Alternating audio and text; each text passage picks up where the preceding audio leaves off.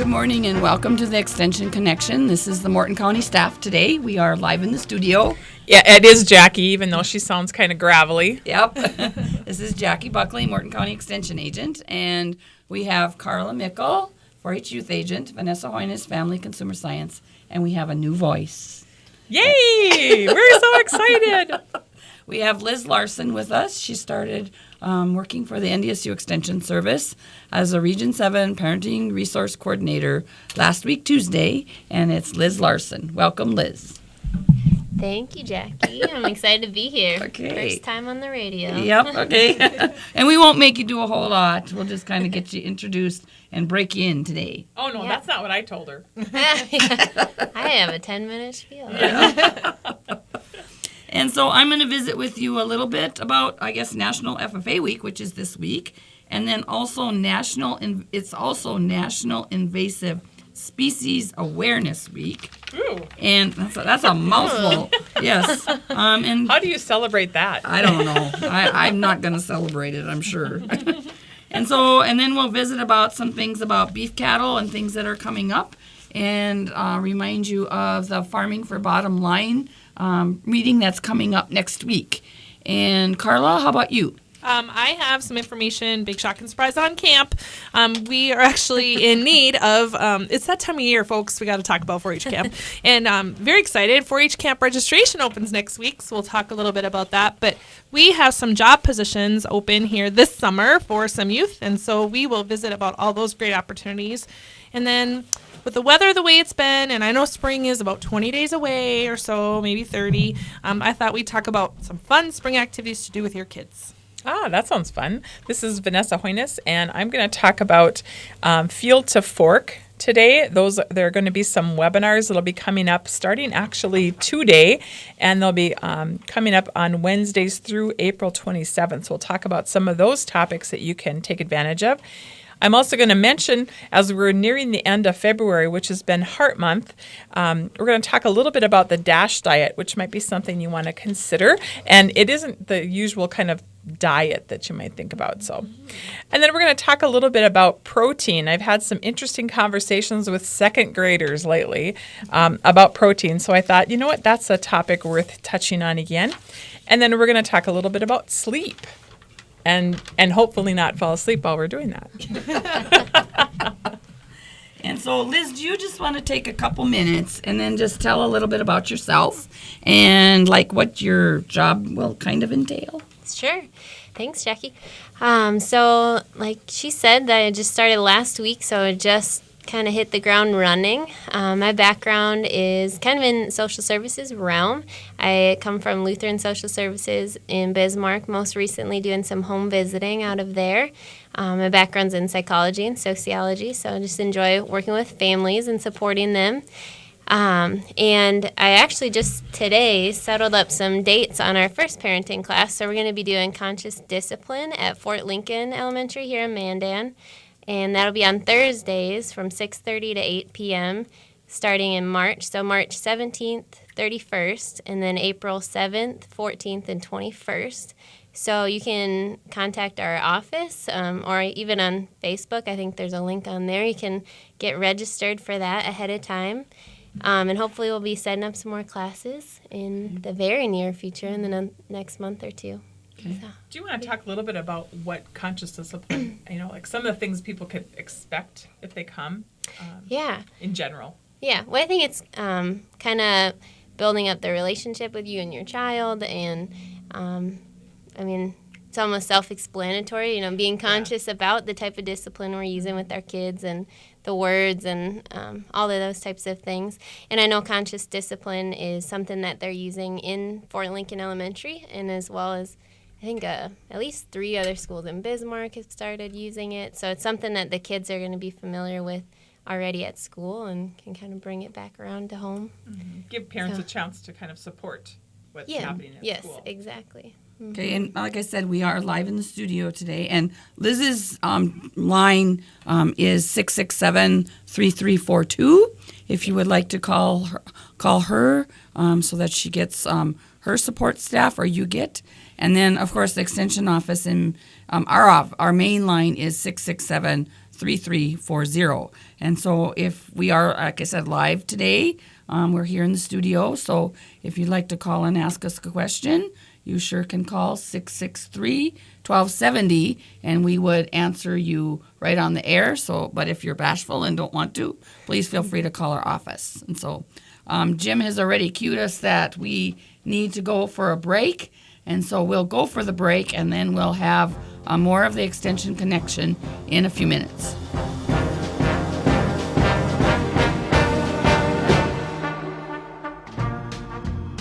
Right now, 36. Super Talk 1270, home of the Bismarck Bobcats and high school sports. Listen online or anywhere on the Radio Pub app. Super Talk 1270. Welcome back to the Extension Connection. This is Jackie Buckley and the rest of the Morton County staff today. And like I said before the break, we are live in the studio. And I guess I'd like to remind all our listeners that it is National FFA Week. And I know that all of the area chapters are doing some celebrations in the school. I know that they're wearing official dress one day. A lot of the schools have pie socials. I know New Salem does that for sure. I'm not sure about Mandan. Usually they have a pie social for all of the teachers. And so that's just some of the things that might be going on in your local school for National FFA Week. But as I said, it's also National Invasive Species Awareness Week, which doesn't have the glamour at all about as National FFA Week. No pie involved in that. No pie, right. And so we want to think about, like when you're going out in your pastures, that you think about how to control them. And it's estimated that 50,000 animal and plant species in the U.S. are non-native, meaning they are not naturally found there. Approximately 5,000 are considered invasive. And so in North Dakota, we have, I believe it's 13 prohibited noxious weeds that producers are mandated by North Dakota Century Code to try and control. And some of those are invasive, like when we talk about leafy spurge, purple loosestrife, Canada thistle, and some of those types of things. And so whether it's weeds, pests, or diseases, invasive species can severely damage a native environment and have huge economic costs. Lack of grazing, lack of grasses, they choke it out. Maybe they invade waterways and they soak that up. And so there's lots of things that can happen. And so you can learn about invasive species in your specific region by calling, of course, your local county extension office. Also, there is a website with the National Invasive Species Information Center. And so when you go to different pastures, or when you go, like if you're out of state on vacation, as an example, and you go hiking in mountains or on trails, you should think about making sure that you clean off your boots. And so you're not bringing seeds back to your home environment. Also, those of you that hunt and fish, this is especially important if you take your boat into several different lakes and streams, that there might be issues as well. And so you want to make sure you clean off your propellers and motors before you come into North Dakota, so we can prevent some of that happening. Another thing is that we don't want to dump aquariums, if you have one, or live bait into any of our waterways. Don't move firewood between locations. And that's extremely important that we do not bring firewood, especially from Minnesota into North Dakota, because we have the emerald ash borer in Minnesota, but we do not have it here in North Dakota. Those darn Minnesota. I know. And then you can think about using soil and hay and fertilizer that is weed-free. Report new or expanding invasive species to your local authority. Maybe it's your weed officer, your county extension office, or the North Dakota Department of Ag. Vanessa, I need you to take over. Okay, I will take. I was just going to say, maybe I can help out. We have some online webinars that are coming up that are going to be held on Wednesdays. Weekly, and it's a series that's going to be called Field to Fork, and this is designed to educate growers on food safety in growing, transporting, processing, even preserving fruits and vegetables. And so for anybody out there who is interested in gardening and who likes to learn about growing things, this is a great opportunity to be able to stay right at home and learn on your computer. The series is actually gonna kick off today, but there isn't time to sign up yet today. But it will be happening every Wednesday between 2 and 3 p.m. And next week's session is about using high tunnels to extend the growing season, which is a great, fun project. Is it very expensive to get into high tunnels? No, actually it isn't, and you don't have to get real elaborate. I mean, you can take some plastic sheeting, some PVC pipe, and bend it over and make like a raised bed with that, and put this high tunnel and plastic over, and it really helps extend our growing season. It also helps us to be able to start our growing season earlier. So we could be able to plant lettuce and peas and some of those things, and they would get a really good head start. And then we could extend it, of course, into the fall as well with some of those vegetables. You know, especially with some of the weather we've been having in the falls, it's been nice and sunny, and you know the ground is probably colder than would work. But with this, we can have that option and be able to have, like you mentioned, lettuce. You can have several crops of some of those. Produce that grow more quickly.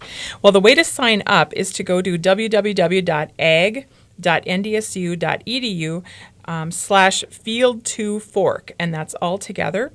And of course, if you have any questions about logging on, it's totally free. You can always call our office too at 667-3340 if you have a question about that. But it's very easy to log on, and then it happens every Wednesday from 2 to 3. As I mentioned, next week, March 2nd, is going to be the high tunnels, and then March 10th is going to be a 10 steps to a fantastic garden and an introduction to square foot gardening. So again, it's really for gardeners of all sizes, really, for different ways to think about that. And then the next one in March, on March 16th, is going to be focusing on growing berries in North Dakota, and we'll be highlighting some of the work that they've done at the Williston Research Extension Center. So that will be interesting. I know we have lots of folks who are interested in growing berries. Maybe they want to create their own wine or those kinds of things also. So fun topics. And so I'm sure you can find the list of all the topics when you go to that website. Or again, if you have a question, just give us a call and we can help you out. Okay, thank you. Hope I can not start a coughing fit again. I'd like to make hay producers aware and cattle feeders that you now can visually identify relative feed value for every alfalfa hay bale. A new feature of Harvest Tech's relative feed value calculator is a bale marking device that applies food-grade dye striping to the side of a bale as it's being made. The striping identifies the level of the relative feed value quality of the hay in that specific bale. So that's really a cool technology thing that really has come about. Now you just have to train the cattle to eat which color. Yes, yeah, right. Harvest Tech recently introduced this RFV is what we call it for short, calculator system. It's currently available from all of the large square baler brands. This is the first of its kind technology, and it accurately determines the relative feed value of each bale and enters that value into its record-keeping software, and then you would have access to it through your computer. Best of all, it can assign the value to each bale either with optional tagging equipment or with the dye striping. These colored stripes indicate the certain range of relative feed value. For example, 3 stripes identify the alfalfa as 180, 2 stripes is 160 to 180, and 1 stripe for bales 140 to 160. So, and then there'll be no stripes on the bales for a relative feed value that is lower than 140. And so the higher the number, of course, is the higher quality of the hay. And so that's something that's new. It's been tested at locations across the country and was found to be as accurate as the historical core sampling process. In many cases, it is more accurate than the traditional lab analysis method because it measures the value of the entire bale rather than the value of a single core taken from one part of the bale. They're also once again bringing precision technology to the haymaking industry by sorting up alfalfa bales according to their relative feed value. So if you were a hay producer and sold hay, you would want to sort those big big square bales according to the number of stripes it has. And so your dairy producers, of course, would want the ones that are higher relative feed value, and then the range producers or the range cow producers would want something with lower relative feed value. And so, great assurance for the producer who's purchasing also. Right. They can tell. Right, because I get lots of questions lots of times like, what should I sell my hay for? And I guess it's hard to tell without a analysis. And so that analysis is already there. And so that's something that's new. It's a system as a price. It also has a precise moisture monitor, which is important in hay as well, onboard computer, and the baler scale kit, so it also weighs the bales as well. To establish a base value, a feed sample is sent to the lab when the field is cut. The lab's value is entered into the system's computer, and the HarvestX software measures the relative feed value as the baler operates. HarvestX relative feed value calculator system delivers technology and efficiency to making quality hay products. It eliminates the tedious task of individual bale core sampling, and it now offers a two-way option for identifying the bale's feed value. So if you're interested, I have that information if you're interested in maybe purchasing that information. Just quickly, I'd like to mention that the Farming for the Bottom Line will be held next week at Bismarck State College at the National Energy Center for Excellence. And that's going to be held, and it starts at 10 o'clock at the BSC, and it's on the third floor. And we'll have several speakers. I know that Frayne Olson will be there talking about grain marketing. Andy Swenson will be there. These are both NDSU Extension employees to talk about the high value of high producing value of producers that are out there. Dr. Adnan Akuz is going to be there. He's our NDSU weather climatologist. And then Dr. Gary Gorham is going to be there and talk about kind of like families and communicating in your community and that sort of type of thing. I'm anxious to see what Gary has to say about that. And so we're getting the cue from Jim to go for the break, and we'll be back after the break.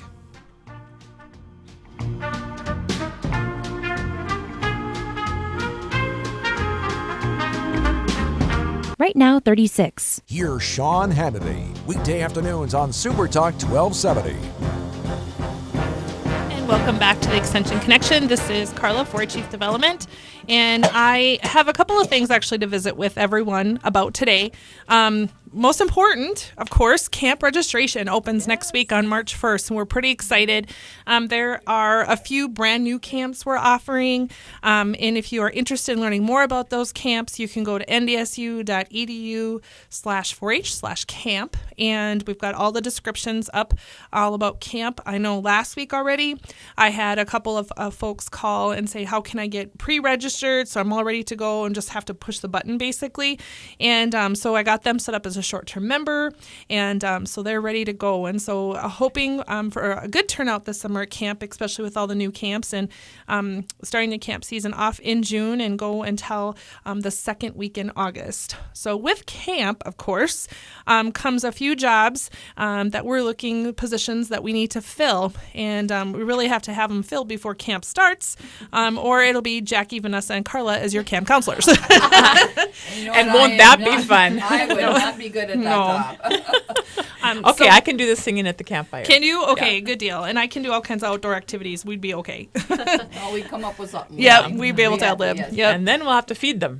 Oh, and then we're in trouble. Okay. Jackie can cook. So camp counselor positions require working with youth ages 8 to 15. And actually, the job description should change a little bit. I should correct Adrian. And that's actually 5 through 15 is our main audience. You should be able to conduct conduct activities in a camp setting. You should maybe be able to put yourself out there as far as singing in front of a campfire and having the self-esteem to almost make a fool of yourself sometimes, because you got to be able to do that and just be able to laugh. And work days would be from Sunday through Thursday. They'll vary, though, with some camps, like Vanessa's camp is a Friday and a Saturday. And then we've got a camp, too, that's like a Tuesday, Wednesday, Thursday. So they do vary. You get the 4th of July off that weekend. You also get the week of North Dakota State Fair off. And so really your Friday and Saturday nights are free for you for most of the summer. Completion of high school and acceptance into any accredited college or university are welcome to apply. Experience can be used as an internship in an accepted field of study. If you are an elementary education major or a major or an educator or daycare even, if you're interested, I encourage Anybody you to apply. who's in early childhood and elementary ed. Yep. So a lot of different areas. 4-H experience is not required. So you do not have to be a past 4-H'er in order to apply for these positions. Pay is $480 per week plus room and board. So very good pay. If you think about it, that's almost $2,000 a month, and plus And your all room that- and board. And And all the food. money you can stick away. Yeah. You don't have to spend it on where you're staying. And, Yep. And plus you get to spend most of the summer outdoors. I mean, how fun is that? You get to be paid to be outdoors and have fun with kids. Actually, I thought, and you get to spend time with Carla, Vanessa, and Jackie. There That's you what I thought you were going to say. Exactly. Wow, we should. Man, They should sign be. me up. They should be paying us. What do Yeah, you there mean? you go. So, and of course, we're also looking for a camp cook for the 2016 summer season, and we need this one probably sooner than the camp counselors, because we have some events coming up right before camp starts with counselor training and camp chair training. The position requires you to prepare meals for approximately 60 youth. Record keeping and supply ordering every week. Work days would be from Sunday through Thursday, but will vary with some short weekend camps. Completion of high school and acceptance into any accredited college or university are welcome to apply. This experience may be used as an internship in an accepted field of study. Pay is negotiable, plus room and board. And so if you're in dietary major at college, food and nutrition, anything like that, great opportunity for you to get some experience cooking for folks. And, you get to plan the meal. You get to consult, with Adrian or another family consumer science person here in the state. I know Chandra from Burleigh County helped out last year. I think you did as well, Vanessa, in help planning the meals. Well, and so- I think the other thing you have to remember is that, when it comes to the cook, if this is something that seems a little bit like a bigger job than you can handle, remember, too, that we have lots of menus from previous years, and we have lots of people to help guide you. So it is a good learning position, because that's an awesome skill to be able to create meals for groups. And the nice thing is that every day you get a new chance to try again. There you go. And if else fails, And I think Jackie's, is your camp one of the first ones, Jackie? yes, It's the second one. second or third one. Oh, so the who's- second one. Are you first, I'm Camp? first, yeah. Oh, I'm so a you can guinea try pig. all the things out on Carla first and see. Just make chicken nuggets. You'll be good to go. So, but with that position, you're not going to be by yourself. We're looking to add a couple of cooking assistants, which just requires someone to assist the camp cook with meal preparation. Work days would vary Sunday afternoon through Wednesday, but will vary based on some short camps again. Pay starts at $7.50 per hour, approximately 30 hours a week. And again, another position where you have, Friday nights off, Saturday nights for the most part. You don't start until later on Sunday afternoon. So really kind of an ideal situation, especially if you're looking to go and spend some weekends at the lake and get away. And again, there's a place for them to stay, and Absolutely. they get free room and board also. Yep. And the other position is a maintenance assistant position, and we have a lot of lawn at camp, lots of lawn.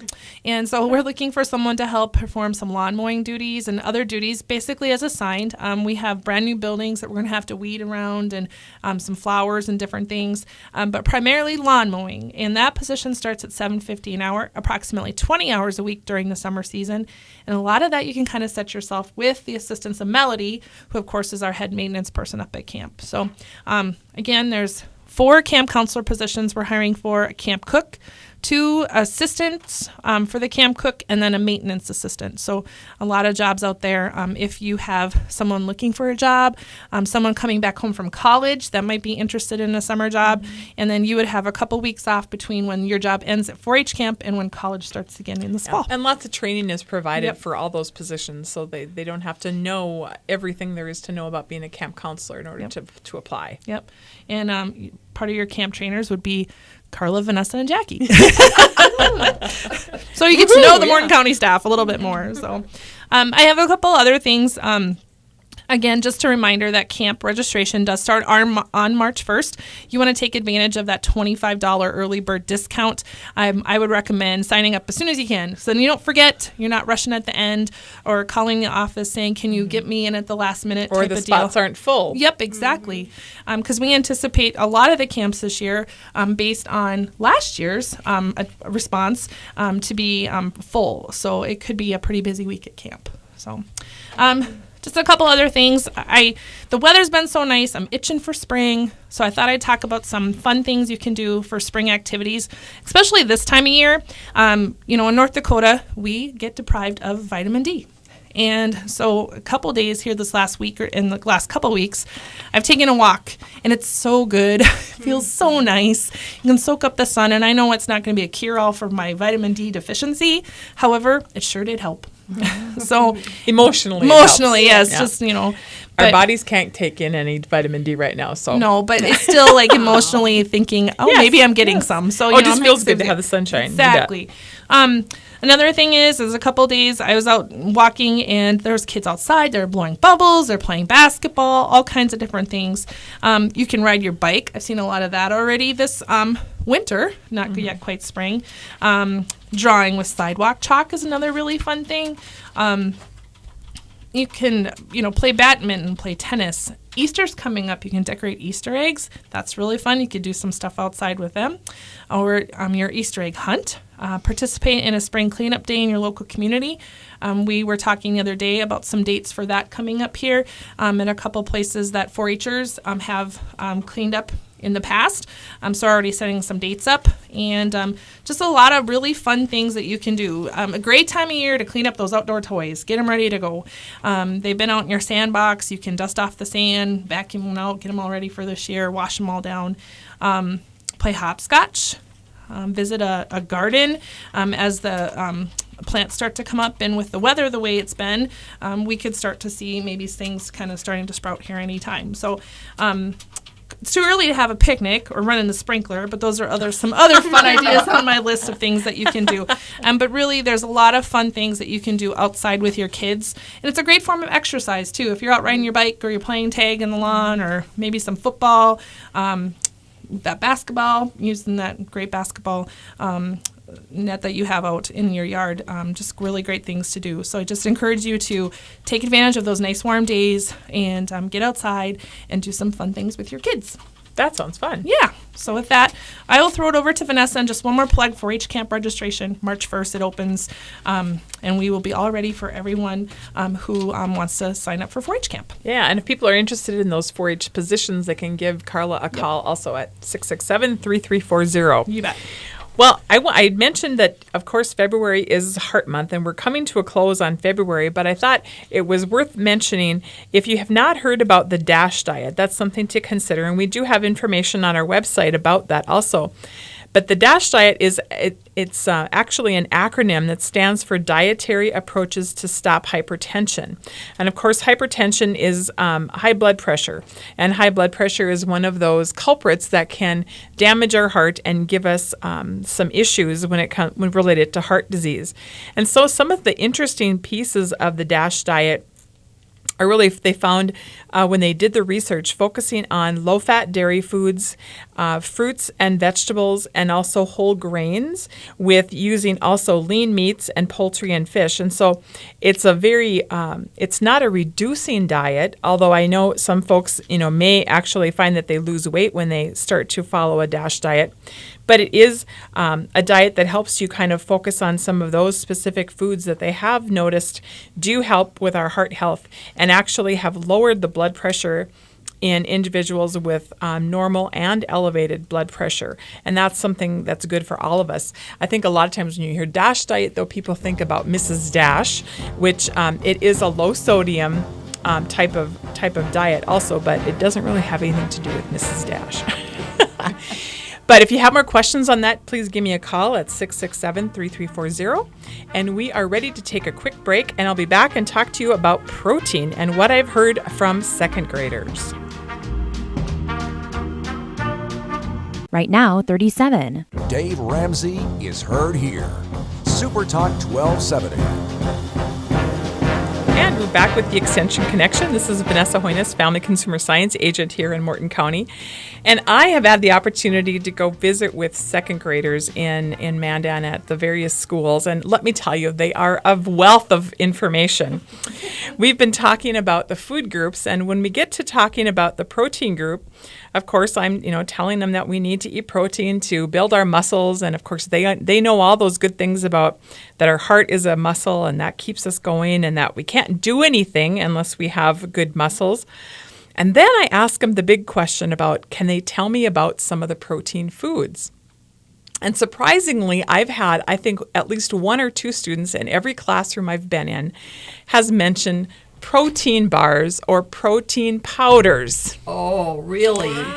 And so that has really kind of taken me a step back because, I'm not expecting that answer from a second grader. And that does give me pause because I do want folks to realize that it's still the preference to get our protein from foods like milk and yogurt and beef and poultry and eggs and seafood and pork and beans and lentils and all those foods, and not from a protein bar or protein powder.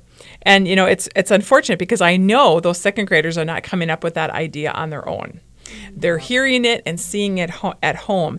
And so just, having people realize that it is really important to, number one, have protein, but then also to realize that many times those protein bars or protein powders, they're missing so many of the other nutrients that you also get in those whole foods. And so for that respect, it's not an equal exchange. It's not as good a choice to have a protein bar versus having a steak or having a pork chop or having turkey or chicken. It's really important to have those real whole foods. And so we talk a little bit about that with the kids too, and recognizing that, normally in North Dakota, we don't have a difficulty getting enough protein. The average woman needs between 5 and 5.5 ounces a day. So yeah, when you go to a restaurant and you order a 8-ounce steak, you're getting the whole day plus, kind of thing. Men, on the average need between 6 and 6.5 ounces. And so it isn't difficult to get. Usually 1 egg is considered an ounce. Usually we talk about pieces of meat or pork and those kinds of things as if it's the size of about a deck of cards. That thickness, that size, it's about 3 ounces. And so it's not difficult to get. But, it does have me concerned that we have so many people that are using those other forms of protein. And then also thinking about how expensive those forms of protein are when, in fact, they are lacking a lot of those other nutrients. So if you're thinking about, using a protein powder, another less expensive way and almost as protein rich would be to add non-fat dry milk to that smoothie if you're wanting to make some type of a drink in that regard. Chocolate milk is actually one of those foods that they have done some research on in the past years and have found that chocolate milk actually rehydrates and nourishes your muscles far better than any other beverage we have out there. So all those Gatorades and all those other things that have been touted for athletes, they've really found that there's been more than 20 studies that have shown that chocolate milk helps your body recover after a tough workout, or if they've played a game, or if they've been, at practice, whatever it might be. But that chocolate milk has that right mix of high quality protein and carbs, and also has those electrolytes, in other words, those minerals like potassium, magnesium, and calcium that help replenish your body more completely and more fully than those other sports drinks can. And of course, those sports drinks are also filled with lots of sugar that they're really just sugar water with other things added to them. So not as good a piece, not as good a replenishing for that athlete. And of course, the second graders are more than thrilled when I tell them that chocolate milk is something that they should be drinking. So I think it was just one of those things that kind of made me pause to think that protein has now become a powder and a protein bar. So making sure that we're looking at some of those other ways to get that good protein in our diets and keep our muscles strong. And I think I'm getting a frog in my throat from you, Jackie. Oh, no, sorry. No, I'm just teasing. Another thing I wanted to talk about today is sleep. And sleep research has been in the news again. There's some things to think about is that, I think everybody is trying to do more, do much more, do faster, do, less sleep all the time. And I think, more and more we're finding out how important sleep is for us. One thing that's kind of good if you've been burning the candle at both ends, they're finding that a 30-minute power nap can really offset a wide array of effects of a poor night's sleep. So if you are habitually not getting enough sleep, finding a time to carve out a 30-minute nap can really be a benefit. They have noted that blood levels after having just a 30-minute nap of certain hormones that can cause damaging effects or a lack of them during sleep have actually been reversed. Sleep deprivation can upset those hormones and so can affect our blood pressure and our heart rate and also our immune system. So especially during this time of the year when we have flus, colds, those kinds of things out there, scratchy voices like Jackie, maybe she's not getting enough sleep. No, it's important to make sure that we do get enough sleep so that you can keep your immune system healthy. Another research found that even a 10-minute nap sometimes can help with thinking tasks. And I think that's true even when Carla was talking about taking a quick walk. Those are good times to kind of refresh your brain. But then also even taking that quick 10-minute snooze can help you get back and be able to refocus and get back into whatever it is that you're trying to do and accomplish, especially if it's something that requires some imagination and real focus. Getting too little sleep can have many negative health effects. Insomnia can play a role in the development of diabetes and high blood pressure. And people who get too little sleep can also gain weight because insomnia affects the balance of two appetite managing hormones. And one of those hormones tells your brain you are full and the other one says you are hungry. And so that makes sense that if we're not getting enough sleep and that balance is upset, that can cause other ramifications. So it's important to take a nap when you need one. And there are some other tips that you can keep in mind also to keep a regular sleep schedule as best you can, even on weekends. And I think we're all tempted to sleep in on one of the days over the weekend, but then you have that struggle with insomnia on Sunday night when you have slept in Sunday morning or stayed up late Saturday night, those kinds of things. So try to keep that to a minimum and stick to the same schedule if you can. Also avoid drinking alcohol and caffeinated foods or beverages before bed. And again, research has shown this time and time again that even when people say, and I've heard people say this, I really don't think caffeine bothers me. I can get right to sleep. But what they've found is that even if the person thinks they are sleeping, they really don't ever, the caffeine inhibits their body from actually falling into that deep REM sleep. And so you might be sleeping, but you're not truly getting that deep rest that you need. And so still staying away from caffeine, later in the evening is a good idea.